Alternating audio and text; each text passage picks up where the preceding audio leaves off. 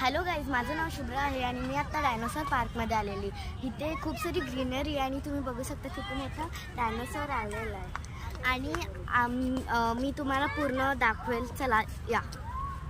बघा इथे सगळं पार्क आहे. हे बघा गाईज, इथे खूप मोठा कॅसल आहे आणि आपण आज जाऊन त्याच्या मागे एक मोठा ग्राउंड आहे. ग्राउंड नाही, प्ले ग्राउंड आहे.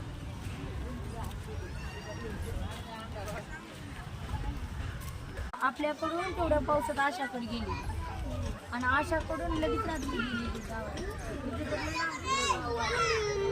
इथे एक्सरसाइजिंगसाठी इन्स्ट्रुमेंट्स ठेवले.